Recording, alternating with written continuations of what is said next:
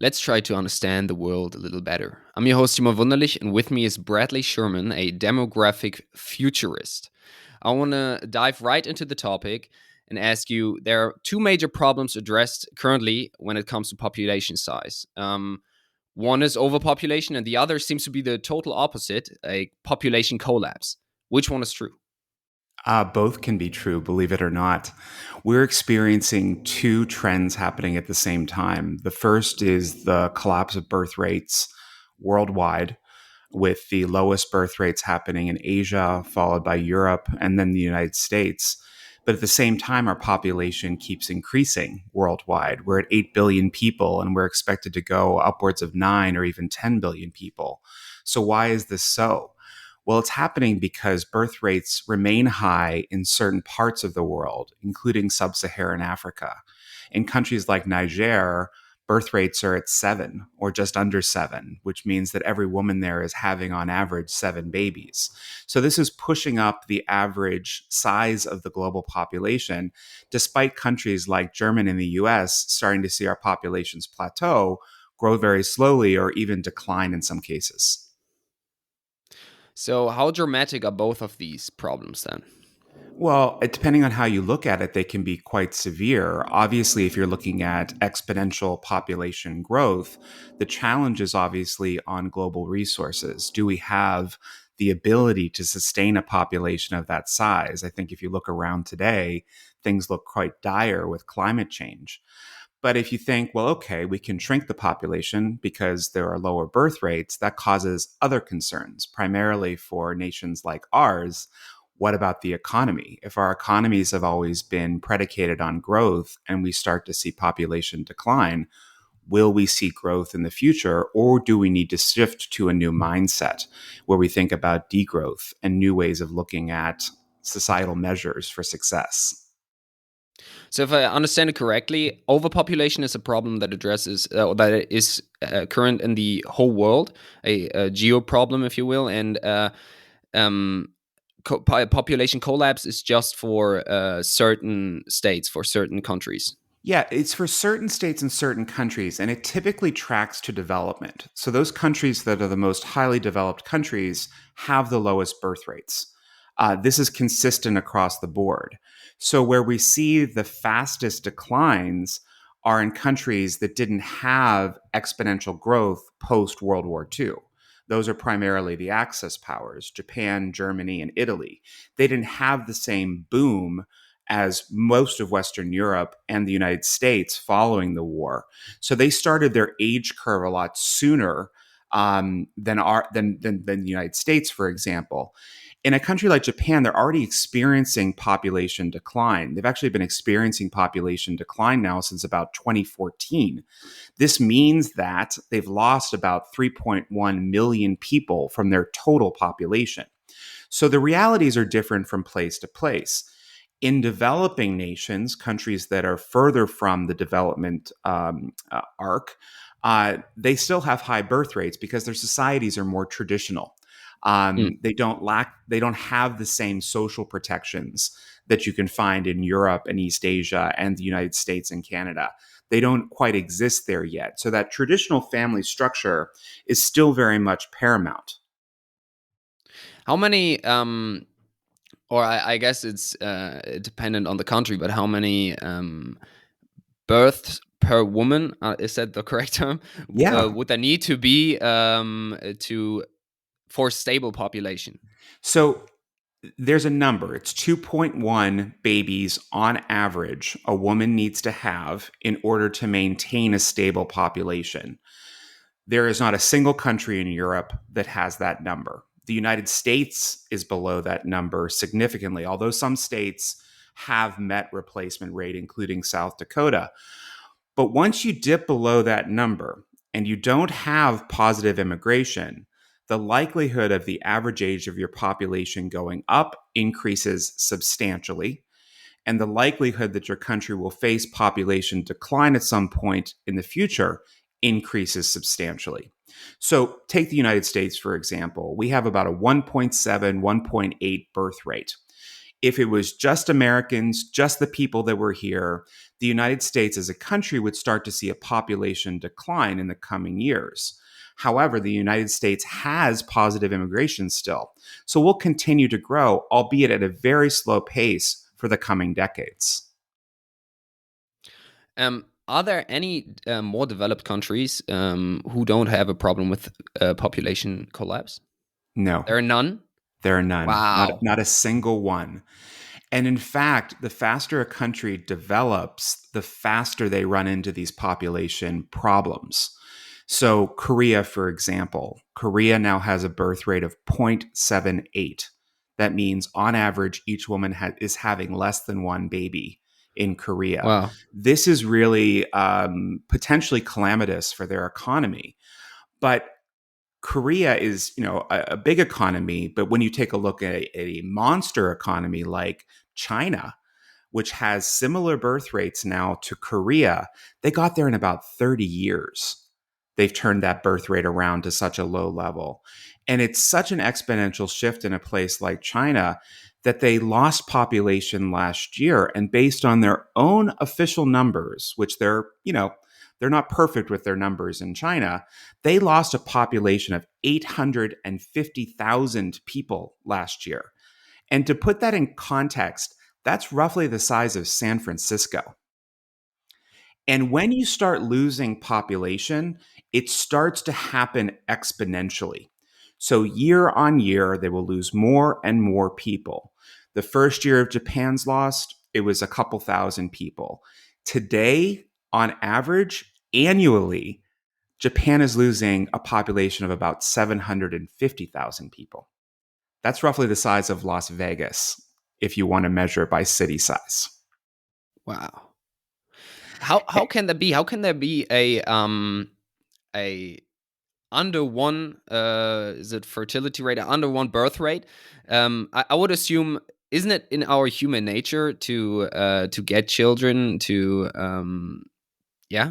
Yeah, it is to some degree, but the nature of families and the nature of society really has changed radically over 250 years. In fact, I argue that it's really been this last century when things really turned around. Part of what happened, there are a number of different individual items that happened that contributed to this population change. The first one is that social protections came in place. So families used to operate as both social and economic units.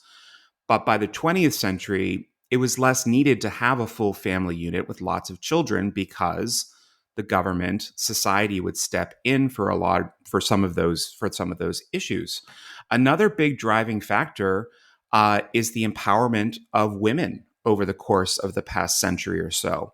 Women are more highly educated today. In major cities, they have wage parity or close to wage parity, so they're earning as much, if not more, than their male peers. So, this need to get married and have children, while it may be a biological imperative, we might feel like we want to do it, a growing cohort of people are choosing not to. They're actively choosing not to. And it starts early. So, it starts early, this shift. People are living at home with family for longer periods of time into their 20s and even their 30s. That means they're delaying things like getting married into their 30s or even their 40s. And when you delay marriage, obviously you're delaying having children too. And the likelihood that you can have multiple children really dwindles the further you go along. Again, this is actually because of biology. There's only so many people that can have babies past 40. So what do the less developed countries who have higher birth rates have in common? Is that the inverse of that? It is the inverse of that. Next to zero social protection, they have traditional family structures. They don't have, really robust prevention methods for having children. There's no real birth control. Condom use is much lower. And because of that, you end up having a lot more babies. You're also in a situation where children are more necessary to the economic health of a household. So children start working at a younger age.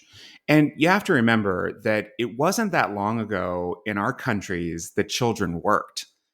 You know, my grandfather in 1928 entered the mines in Western Pennsylvania at the age of 14.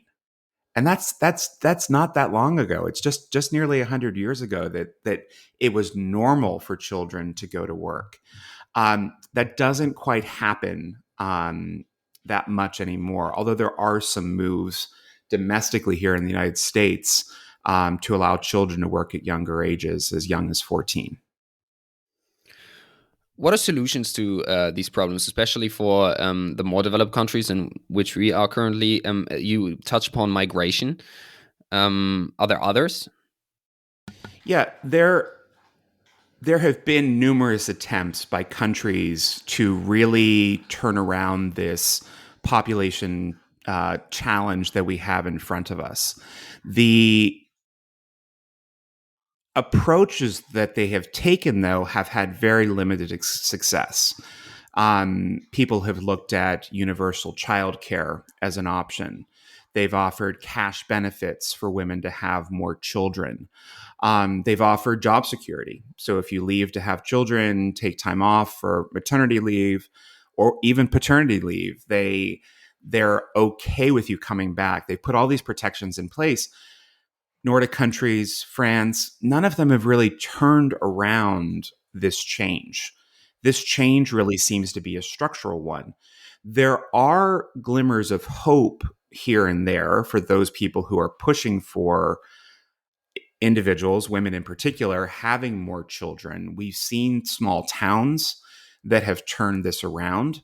Um, there's no special sauce, though, yet for what to do to modify behaviors to fix population change. The areas that have tried have done things like the cash benefit that I've already suggested, but they've also really considered that the community is essentially part of the family. So community resources align with family needs. There's greater support across the board. It really harkens back to the way communities used to be before significant social protections were in place, where everyone kind of took a role in the health and well-being of the community, including the rearing of children. And in those places, they have seen the birth rates come up. And that offers some hope for the future, especially in countries like Japan, where there are some of these examples where they don't have immigration. There's next to zero immigration in Japan. So if they want to fix their, quote unquote population problem, well, they have to figure out how to produce population domestically. And they're putting quite a bit of resources into figuring this question out. Can you give an example for countries in which the community side worked out, or where they? Yeah, well, consistently, Japan has been leading on this. Specifically, a couple of different communities across the country have been, I think, really a point of interest for demographers in particular, but also for social scientists on how they're re-engineering their local communities to address this challenge. Um, but even within, let's say advanced economies like ours in the United States, we find that the highest birth rates tend to be in communities that are, on the whole, more traditional. And that doesn't require social intervention. That is just a traditional community.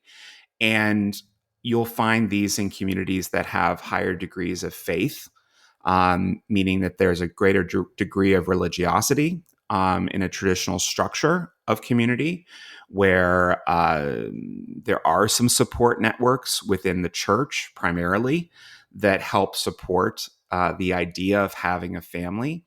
We also find that birth rates are incredibly high in indigenous communities. Those communities of Native Americans on tribal lands, you'll find higher than average birth rates.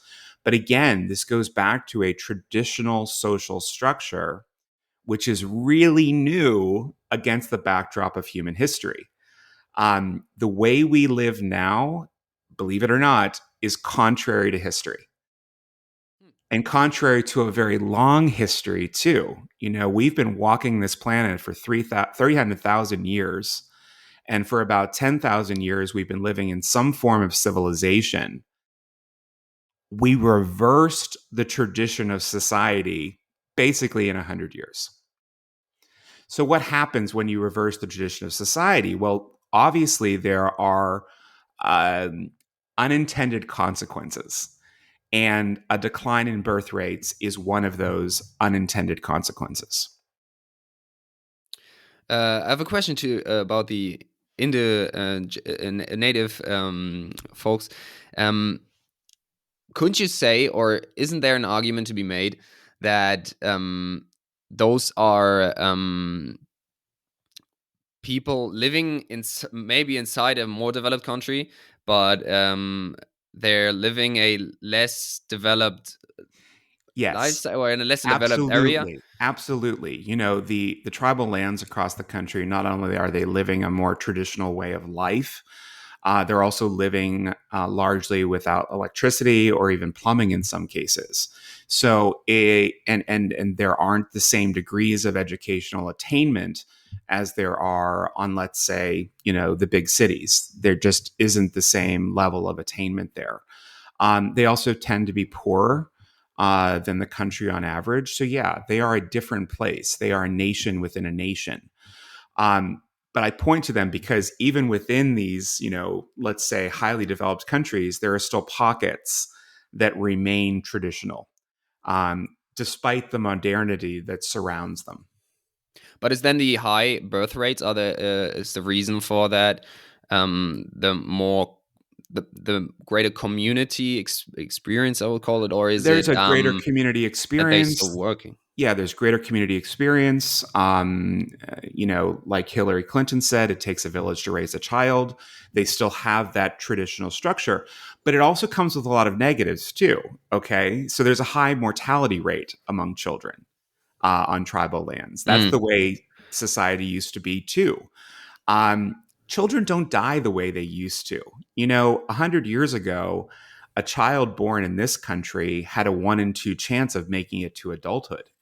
That was pretty much the norm for most of human history. You had a 50-50 chance of becoming an adult. That doesn't exist anymore. You know, survival rates for infants and children into adulthood is, you know, 95% worldwide in developed countries. So the chances of a child dying are rare now. You just don't hear about them anymore. So we've really changed that too. So we have to accept that there are good things and bad things that come with demographic change. The bad thing, if we want to classify it that, I would say the reality right now is that births are really low. And the question remains, so what? What if birth rates are really low? Is that really a bad thing? If Mm. you listen to somebody like Elon Musk, he'll say this is the end of the civilized world, the fact that we can't have babies. I don't buy into that. You know, just 100 years ago, the planet was occupied by 2 billion people. We grew exponentially over the 20th century to 8 billion people. We will continue to grow for the next coming decades. Like I said, tapping out around 9 or 10 billion people worldwide, and then we stop growing. But the question for countries, especially countries like ours, is do we need more people? And I think that's a philosophical question, but it's also an economic one because all of our models for success revolve around one thing, and that's GDP. Is GDP growing? Is the economy growing? Are we seeing more people having more resources, more money in particular? That's been the way we measure success. But in a period where populations are plateauing or even declining, is success purely measured from a social level by economics? And I don't know if it necessarily is. Hmm. So there are two things that are happening right now that I think are really quite compelling. You have some nations, the Nordic countries are looking at this, Finland in particular. New Zealand is also looking at this well. Basically, non economic measures that can assess the health and well being of a nation. And they range from the light ones, are people happy, to the heavy ones, like are people housed? Do people have access to clean water, clean air?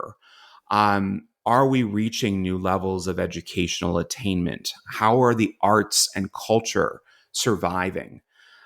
That's one way of looking at the world in a new lens. There's, in fact, one economist out of Japan now that is talking about degrowth communism. And communism, of course, is a scary word to most people in the West.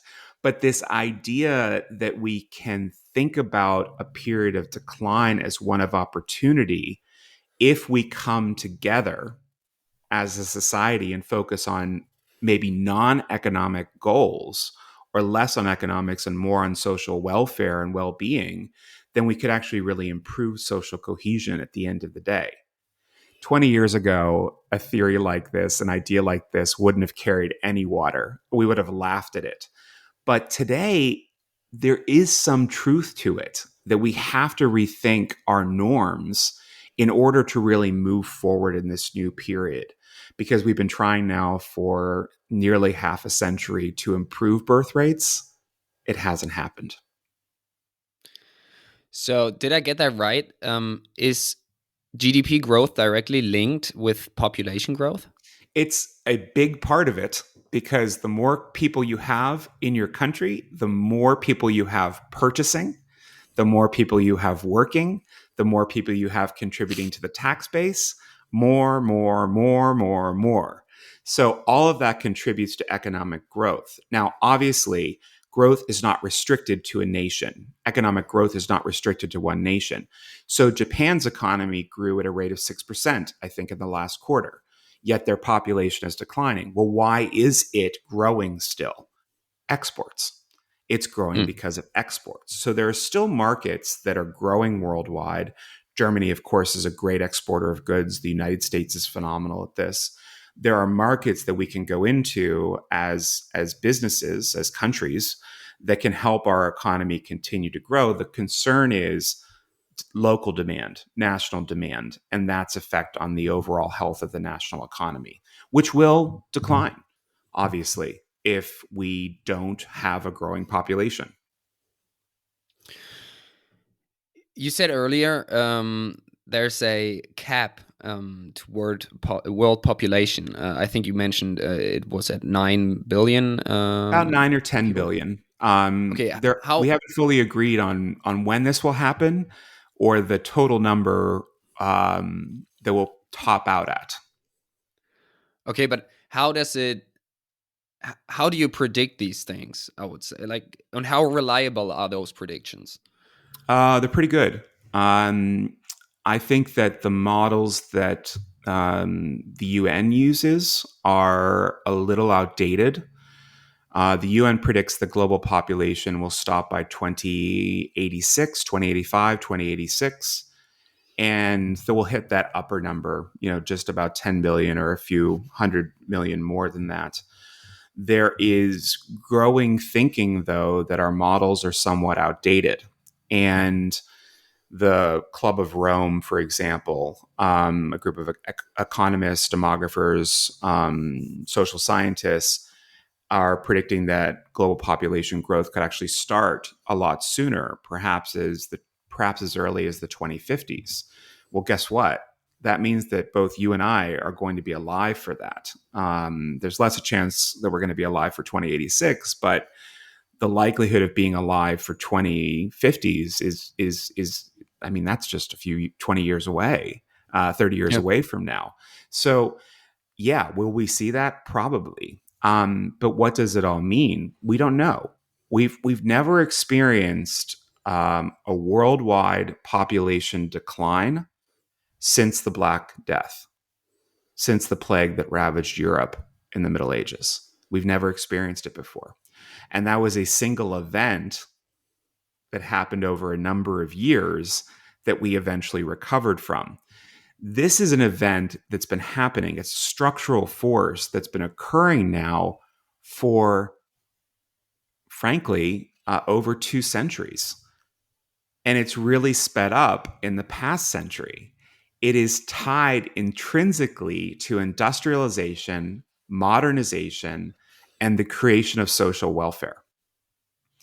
So let's say we want to turn that around. We want to get those numbers up again. Well, we could deindustrialize. We could go back to living an agrarian lifestyle.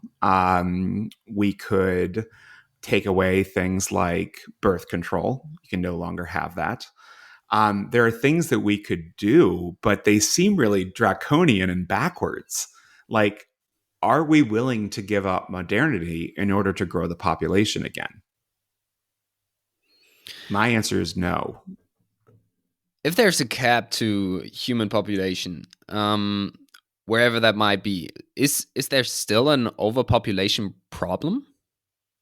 Well, it depends on who you ask. I think if you ask an environmentalist, they would say that we've been overpopulated for years. Mm.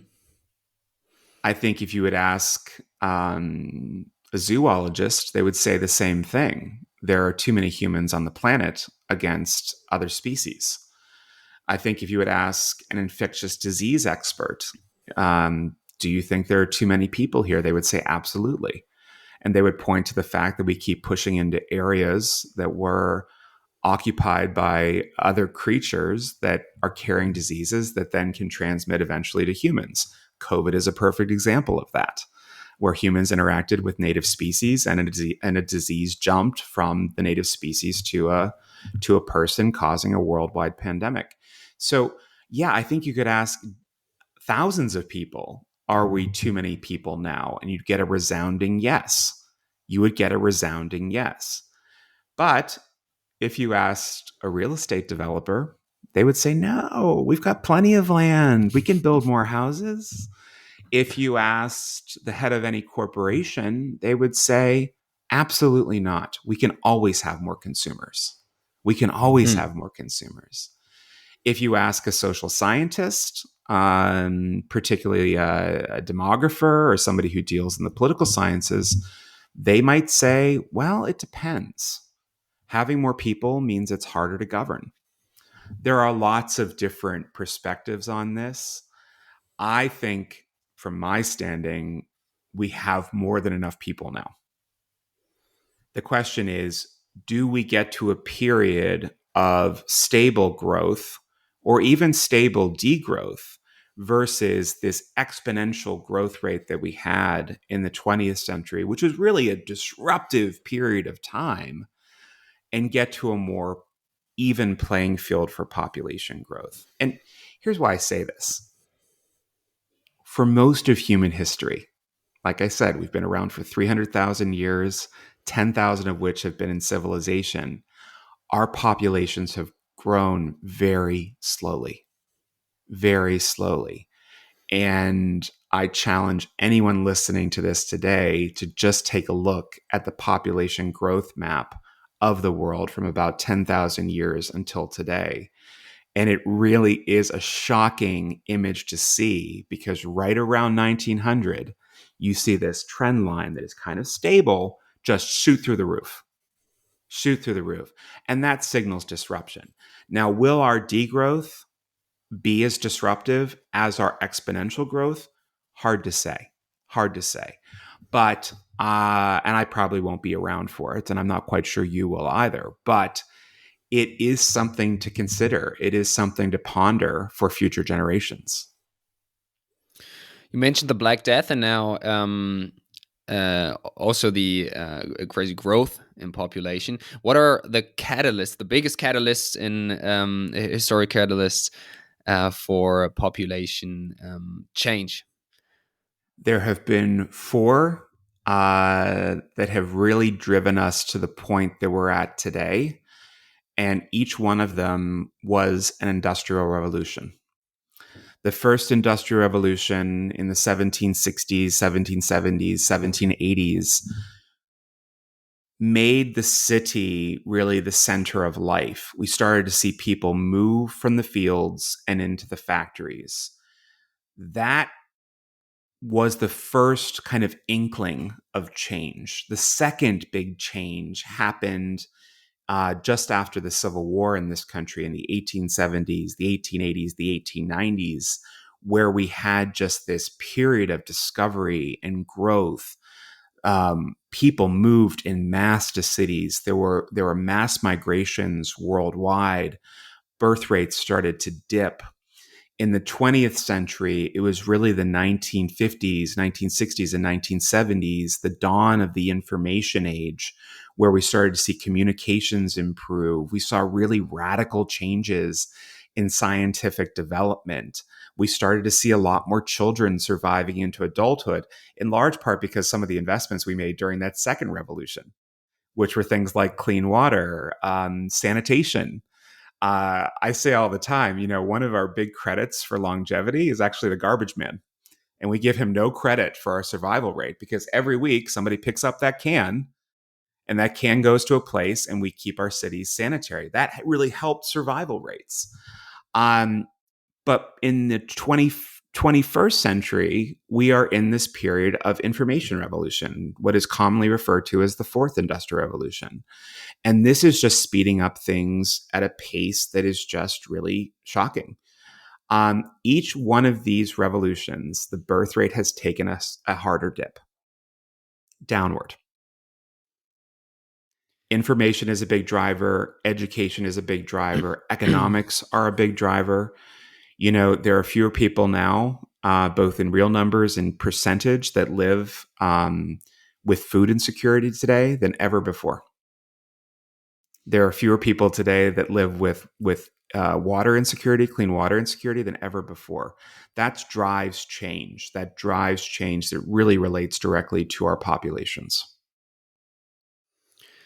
Do you know approximately how many countries, or as a percentage, in the world are still in the first or in the second or third or fourth phase of the Industrial Revolution? I would say that most countries, there's an exponential rate of acceptance, of industrialization. So we think about Germany and the US, for example.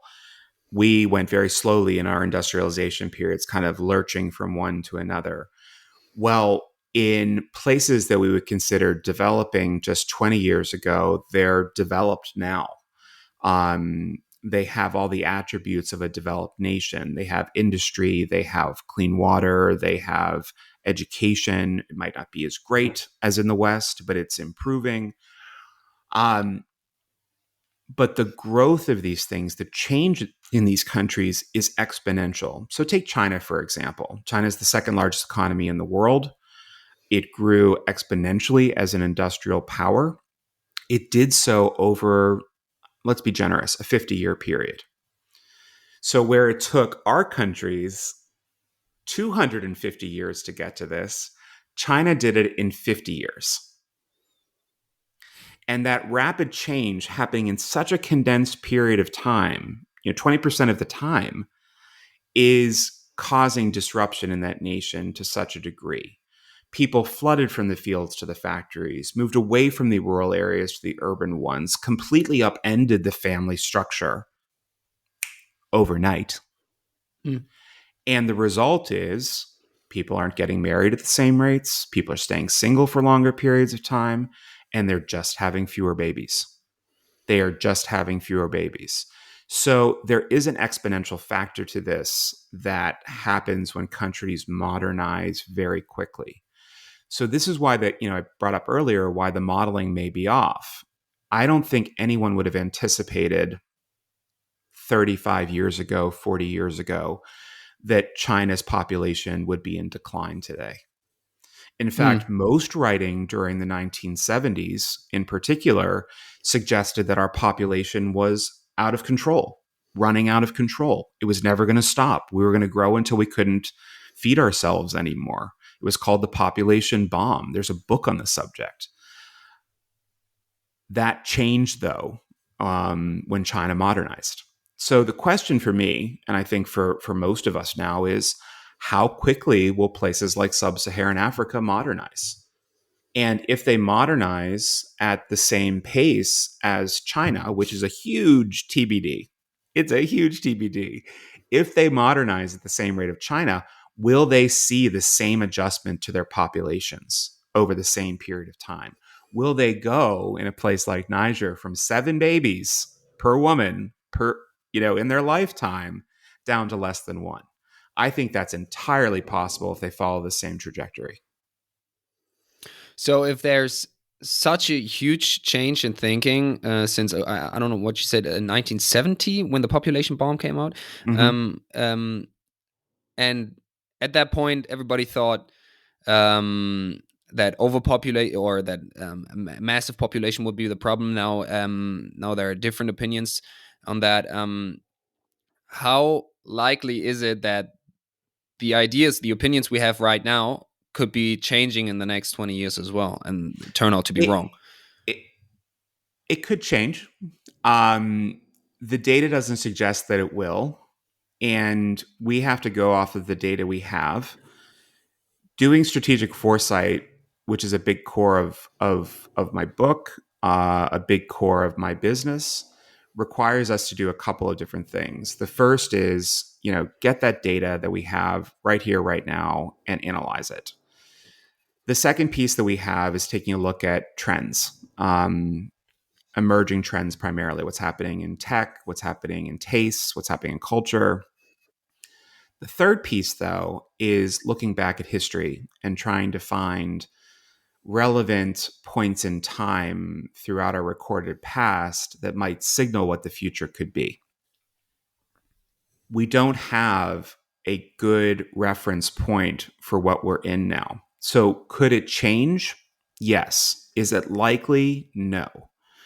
There would have to be something very disruptive to turn things around. And let's say that we do turn things around. Let's just make that argument that tomorrow every woman in Germany wakes up and says, I'm going to have 2.1 children. Every woman in America wakes up and says, I'm going to have 2.1 children. Let's agree to that argument for 1 second now. It does nothing to impact one of the biggest challenges that we're facing right now today, the labor market, for about 16 to 20 years. And why is that? Because it takes about 16 to 20 years on average to raise an adult that can Mm. actually go to work and be a productive member of society. And I would argue in the United States, it's probably closer to 25 or 30 years that it takes to raise a fully functioning adult that's in the workplace, actually contributing to the overall health, economic health of the nation. So let's say we turn it around tomorrow. Let's say we get back on track and have population replacing itself at an acceptable rate. We still have to wait an entire generation for those kids to become adults.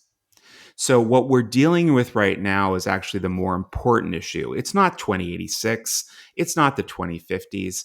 For our countries right now, is this 20-year period, assuming birth rates increase, but it's really this 20-year period and how we get through this period of transition where a whole large group of people are retiring, maybe needing care eventually, and a lot fewer people around to work, to contribute to the economy than in previous years. When you're analyzing the data you gathered, what indicators are you mainly focused on? Well, the two primary indicators that are the easiest to analyze and the easiest ones for just about anyone to look at are birth rates and death rates. They tell us a lot. Um, if we look historically, though, at uh, the age brackets, they come together to form what is more commonly known as a population pyramid.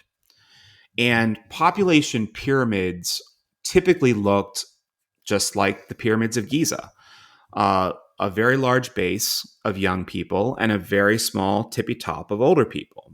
Well, Mhm. guess what? because we improved infant mortality in the 20th century, because of that, we now have a lot of old people, far more old people than we've ever had before. In fact, I think it's next year in this country, we hit a point called peak 65, meaning that at that point, there will be more people over the age of 65 alive than ever before, and perhaps ever again. But what's interesting about this, when you take a look at these pyramids, is they don't look like pyramids anymore. They look more kind of like a busty woman, or like a squared off a squared off triangle, or a squared off rectangle rather, because the populations are almost even now.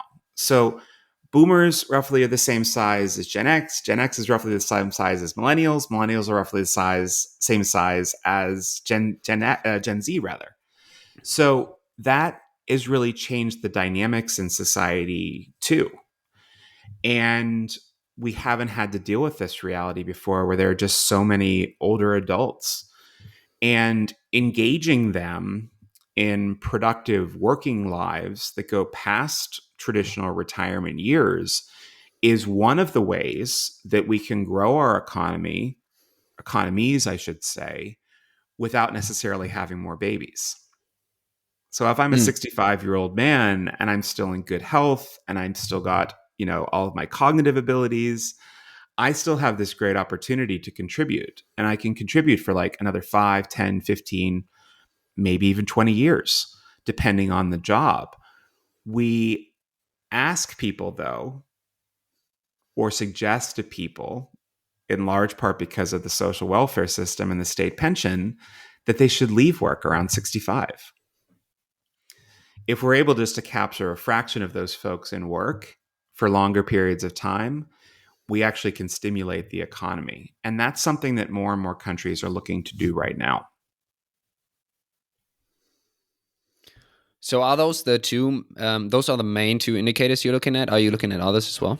Yeah, of course, there's labor market participation. That is a huge For indicator. sorry to interrupt you, but for example, if I were to give you a country, let's Yeah. say Bhutan or something, a country you don't know much about, and I would ask you how would you predict its future when it comes to demographics? How would you first look at that country, and what things would you look at? How would you think about that total process? So, much like climate change, we don't look at individual years and say, oh, it was a hot year or a cold year. We actually take data, historic data, aligning it up with current data. And what we can find from that, we've been collecting population data here for 200 and well, since the start of the country, since 1789. We've been collecting data on populations ever since then. Germany is similar in its ability to collect data. Not all countries have this. Many countries collect data, but not at the same rate, and certainly not for the same periods of time. So it's harder to get a longer term outlook on what their populations look like. However, and regardless, if we took a look at a country like Bhutan, the first thing I'd want to take a look at are the birth rates in the country for as far back as I can go. The second thing I want to take a look at are the survival rates of children into adulthood as long as I can go. The third thing I would take a look at is the average life expectancy as far as I can go. And the fourth thing I would look at is the actual age breakdown by within those categories to see how many people are living past certain upper limits.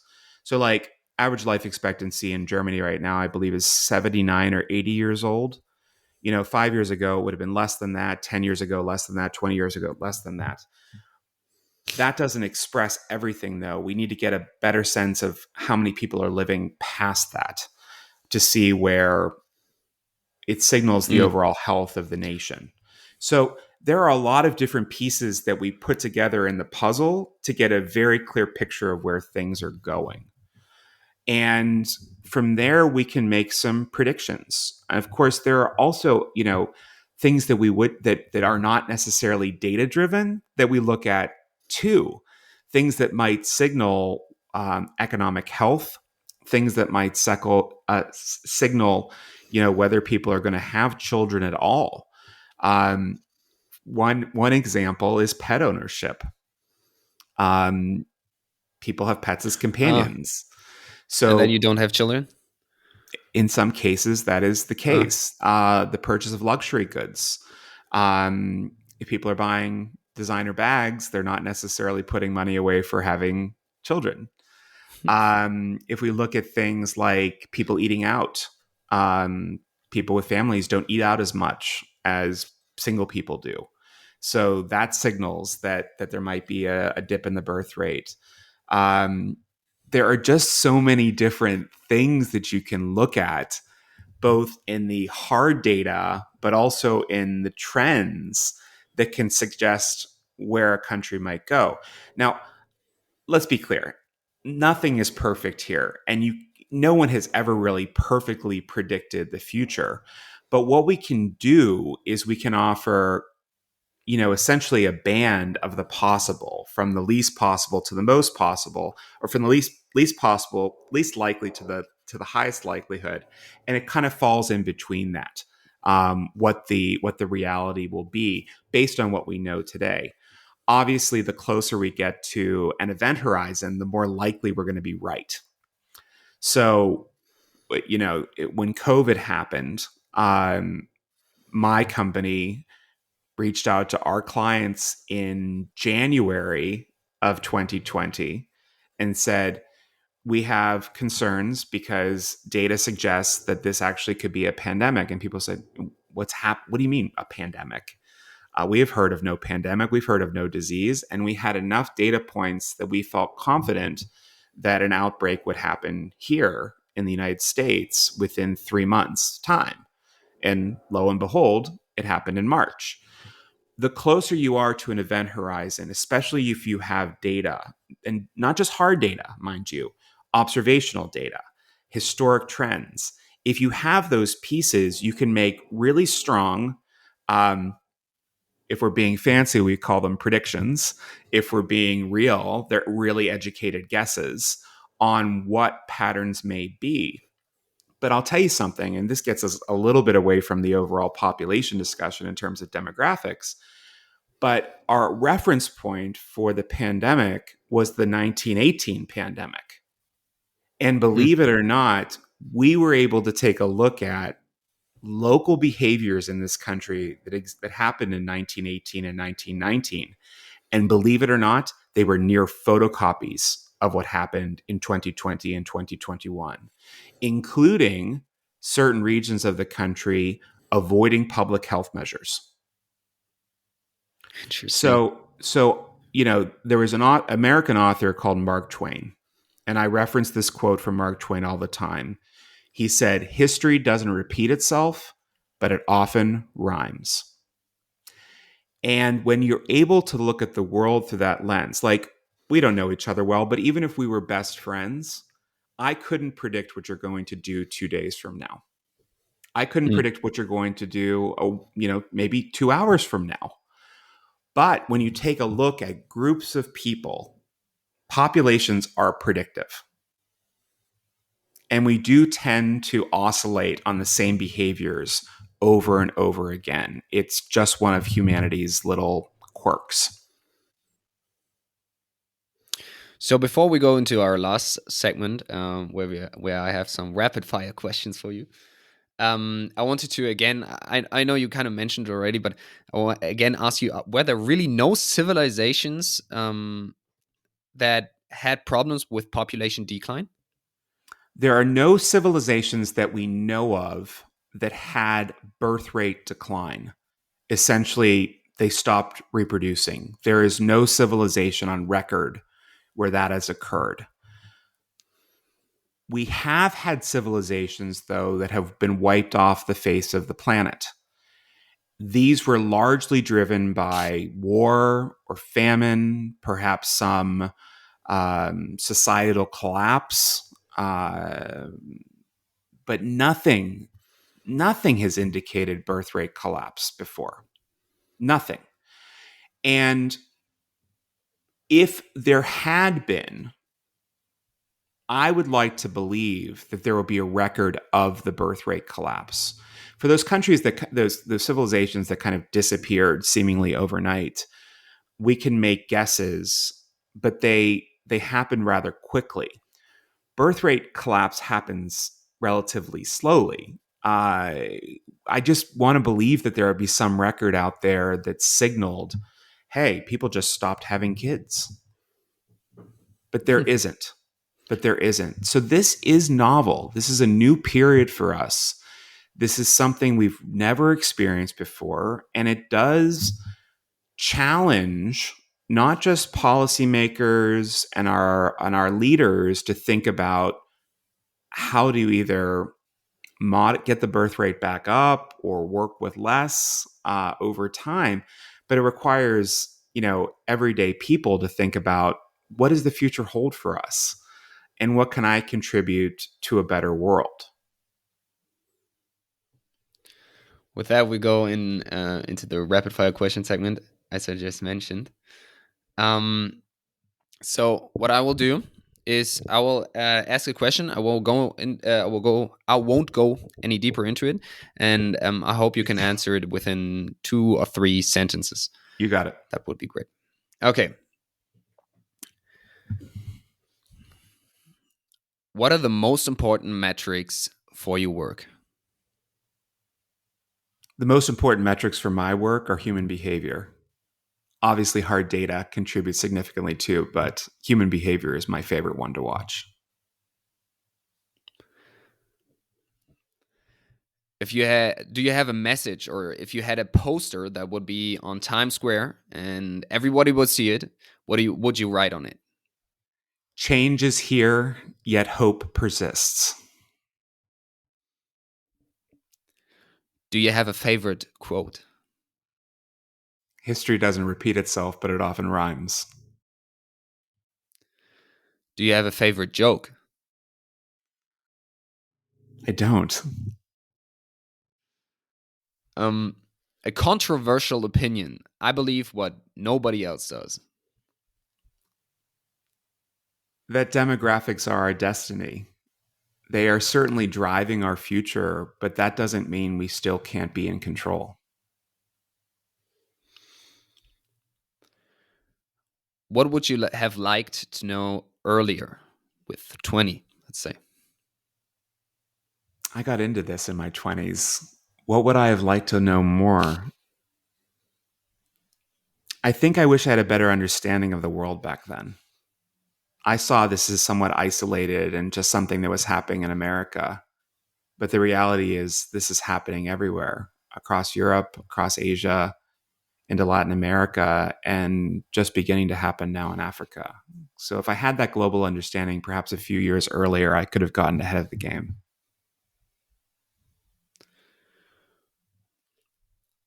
What's your newest, biggest insight? If economies really want to grow, there are 2 things that they need to consider. The first is the inclusion of older adults. The second is the inclusion of people that have disabilities. By bringing these people in, our economies will grow for the coming decades. How would you spend $1 billion to make the world a better place? That's not a lot of money to save the world, but I think I'd put it towards climate now, because that seems to be the most pressing issue for us. Likely carbon capture, or moving people to electric cars, or getting rid of cars altogether.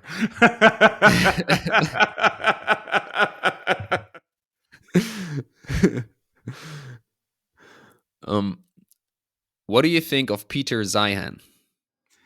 Peter Zeihan is a sage, albeit a hyperbolic sage. His predictions tend to be right. And if they're not perfectly right, because no one can perfectly predict the future, they certainly offer a window into what the possibilities are, both positive and negative. What's the biggest problem in your area currently? Lack of understanding. There are few people that really truly grasp demographic change. There are even fewer people that understand that it impacts their daily life. This is the same challenge that climate change activists went through 30 or 40 years ago. It's only now that people are accepting climate change because they're starting to feel it every day. Demographic change will be faster. And we'll start feeling the pain points at different parts of the world at different rates, but it will become central to the zeitgeist, central to the national conversations. I know this because it's already central to the conversations in Japan, in Germany, and Italy, the first countries to really hit this challenging demographic period.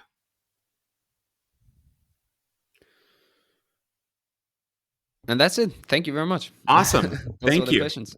Do you have something? Do you still have something to say, or was there something I should have asked you that I shouldn't? That I didn't? I mean, this was a great interview. I think you covered most everything.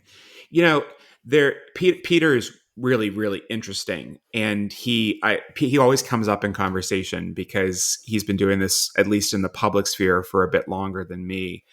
Um, Peter and I are almost completely aligned on what's happening in China now, and I think that for folks, China is one of those issues that isn't going away. And China's population collapse, if we want to call it that, is going to continue at a pretty rapid pace. And what we're witnessing in China is the worst of demographic change because they did not pay attention to the change decades ago.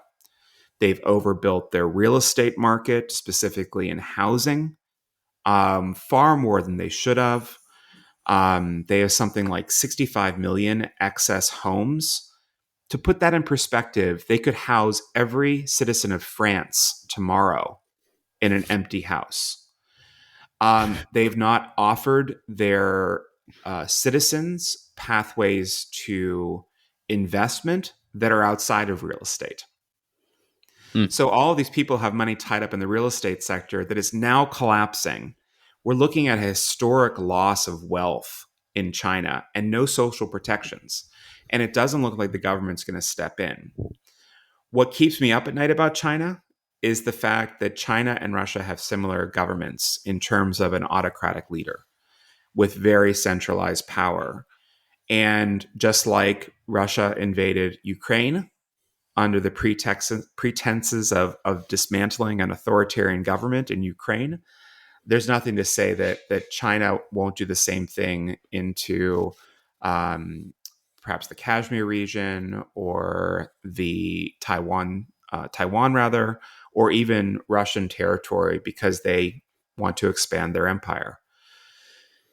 Generally, though, liberal democracies, we actually get more peaceful during this demographic transition. We're less likely to go to war, but Russia bucked that trend, and I think China might too.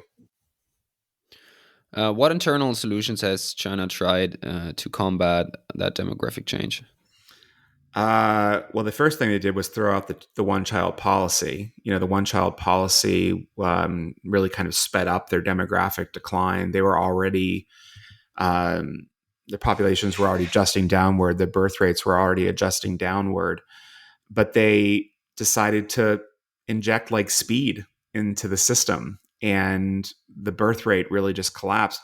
They took that away a few years ago, the one child only policy, but guess what? No one's having babies. Like, we don't see a reversal of birth rate decline in many places once it starts. That is something we haven't seen yet, and we haven't really seen outside of a few few towns and cities here and there turn it around. We haven't really seen it turned around at a national level. They've offered money, they've offered, housing, like they're offering all these incentives. It ain't working. It just isn't working. And yeah, it's going to be a challenge for China, but China's demographics are disruptive by nature. Remember, 1950 in China, their population was about 500 million people. In less than 100 years, their population nearly tripled to 1.4 billion people. Over the coming decades, they'll lose about 100 to 200 million people. And by the end of this century, if predictions hold true, now we're looking at, 80 years out here, if predictions hold true, China will be near the size it was in the 1950s. Wow. Their population will be roughly half the size it is today. So, yeah, like we might look at these challenges in Europe and the United States as like insurmountable. Look at China. Look at China. Like, that is crazy what is going on there. It is absolutely crazy. And for as much prosperity as their exponential growth brought, there is equal risk for calamity and peril during their population collapse. And I just don't know if they're ahead of it. They have an atrociously high unemployment rate for young people now. 16 to 24s, it's 21% at least unemployment. That is insane. That is just insane. At the same 100%. time, they haven't modified their social welfare system, which isn't particularly great. They haven't modified this system at all. So if you're a woman in the industrial sector, at the age of 50, you can retire. 50. That's And their life expectancy now, mind you, their life expectancy now is better or at the life expectancy of Europe. So you're telling me, yeah, it's about 80, 81. So you're telling me that somebody can retire at 50 and live for another 30 years without work. The reality is, though, life expectancy increases every year you're alive. Okay. So my life expectancy when I was born was, I think, 72. I think my life expectancy now is 80, just mm, based on statistics. So a Chinese woman at 50, her likelihood of living to like 85, 90 is actually pretty high. So we're actually looking at like 35 years, 40 years of unemployment. They wow. will, it's just, they will be retired longer than they actually worked. So, I That's mean, insane. just think about it from a practical perspective here, right? Just think of it from a practical perspective here. The state needs money to function. They're taking out taxes when they take these people out of the economy. The economy needs consumers. When people stop working, they're not as active consumers. So I don't know how they turn this around. I don't know how they turn this around. I don't know how they do it quickly. It is problematic. At the same point, and Peter nails this all the time, people are trying to get out of there as fast as they can. There's incredible outward migration from China, too. We don't have that issue. We don't have that issue in Europe. Europeans like Europe. Americans like America. If we're moving anywhere, we're moving to the other side of the Atlantic. We're not going that far.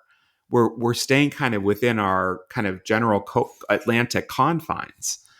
Um, and yes, there has been an uptick of Americans moving to Europe, but there's always been Europeans coming here. Where does Chinese go? Well, they go throughout Southeast Asia. They come to Europe. They come to the United States. They're not staying in China. They're trying to get out.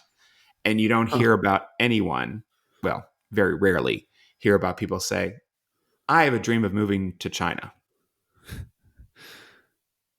You don't find it. yeah. It No. doesn't exist. There's no Chinese dream. There's an American dream. There's a European dream. You're not going to find many people saying, I've got a Chinese dream. Thank you very much that you still that you took the time to also answer that. That was a big insight. That was really good. Thank you. Yeah, well, I And mean, it's just actually, for that there came another question for me that I should have asked because I didn't ask about India. oh, India's fascinating. Is India's there is it fascinating. same Yeah, demographic different. collapse? Yeah, it's Different. different. India's different. It's really hard to look at India as one country. It's like a dozen countries in kind of one. I mean, it's like the United States in the sense that it's a really big country, but there's actually, at least here, 50 different mini countries. Europe, we look Okay. at one thing, but there's, 25, 30, what, countries within Europe today. So India is like that. There are dozen, I forget how many there are, but they're very different. Each one is very different from the other. India is going to continue to grow. India is going to continue to grow by 100 or 200 million people over the next 20 or 30 years. But, and this is really important, what their birth rate actually dropped below replacement rate in last year. So even though they have like a 2 birth rate, it still on average went down below replacement rate. So India is going to have the same challenges as everyone else. Why is India going to continue to grow if their birth rate is below replacement rate? This is always the big question. How does that happen? If they aren't having enough babies to replace the population, how does the population continue to grow? The population continues to grow because of survival rates. So children are surviving to adulthood, adults are living longer. That's how the population continues to grow. Get it? Yeah. That's how it Yeah. continues to grow. It's not people moving to India, it's the survival rate of the population continues to increase. But aren't there a lot of people moving out of India as well? Absolutely. The Indian diaspora is massive, absolutely massive. But the question remains, will the diaspora continue to flow out of India, or with greater domestic prosperity, will it stay? Or will the diaspora leave, coming to a place like the United States or Germany, and not take up citizenship? Will they remain Indians, albeit Indians working in another country or living in another country? There's a gentleman running for president of the United States right now. His name is Vivek Ramaswamy. And Mm-hmm. Vivek is a young guy, he's a tech entrepreneur. His mother chose to get American citizenship. He was born here, he's American. His father opted out from taking American citizenship. His father is still Indian. So even though he lives here, he's still Indian. So there are some kind of outlying things that I'm sure that if I really dug into the model, really dug into India, would give a much bigger picture, better picture. But we can say with high degrees of certainty that the country will continue to grow for the coming decades by at least 100, if not 200 million people or more. So where China loses 100 to 200 million people, India gains 100 to 200 million people. And Interesting. for Super context, interesting. that's a third to 2/3 the size of the United States that they're expected to grow. That's a lot of people. That's a Yeah. lot of people. They will be the largest country in the history of the world by population. It's remarkable. It's absolutely remarkable. And time will tell if the Indian government can continue to manage a population of that size. We'll see. Well, thank you very much, Bradley. It was great. This was also okay. After actually the show should have been over after the rapid fire questions, but these two You answers can were rework it. magnificent. You can work That it was around, I'm sure, in edits. no, But no, no, that's no problem. I just wanted to say that that was great. Thank you good, very much. Okay, good. I will end the call here. If you want to know more about the topic, get his book Super Age, and if there's anything, where can people reach you? Yeah, it's easiest to find me at thesuperage.com. You can also find me on LinkedIn, where I keep up with my socials there. I'm terrible with X. I just have never been able to figure it out to my liking.